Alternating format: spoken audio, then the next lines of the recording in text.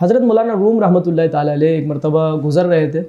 ایک ویرانے سے آپ کا گزر ہو رہا تھا اور ساتھ میں چند مریدین بھی تھے۔ اچھا، تو وہاں پر چند کتے جو ہے وہ آپس میں مل کر سو رہے تھے۔ اچھا، تو مریدین میں سے کسی نے عرض کی کہ حضور ان کے اندر دیکھیں کتنی محبت ہے، کتنا اتفاق ہے، کیسے مل کر سو رہے ہیں۔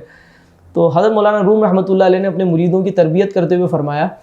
فرمایا کہ اگر ان کا اتفاق دیکھنا ہے، ان کی محبت کا حال دیکھنا ہے، تو ایک گوشت کا ٹکڑا یا کوئی مردار جو ہے ان کے درمیان میں پھینک دو، واہ، پھر دیکھو کہ ان کی محبت کہاں جاتی ہے اور یہ کس طریقے سے آپس میں لڑ پڑتے ہیں۔ تو فرمایا کہ اہل دنیا جو ہیں، جو دنیا کے بندے ہیں، ان کی محبتوں کا بھی یہ حال ہے کہ جب تک کوئی مفاد درمیان میں نہ ہو،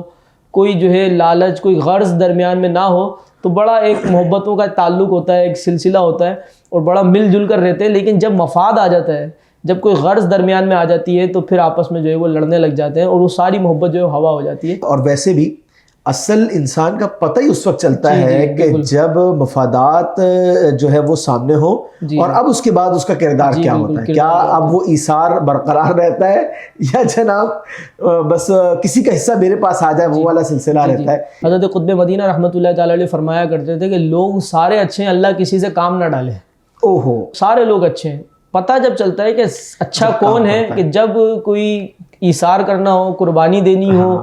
بے غرض کوئی تقاضا ہو محبت کا، دوستی کا، کہ بھائی بے غرض ہو کر ہم نے یہ کام کرنا ہے، تو اس وقت حقیقت کھلتی ہے کہ کس میں محبت ہے اور کس میں جو ہے وہ اپنی غرض کو کون ترجیح دیتا ہے، اپنے مفاد کو کون ترجیح دیتا ہے۔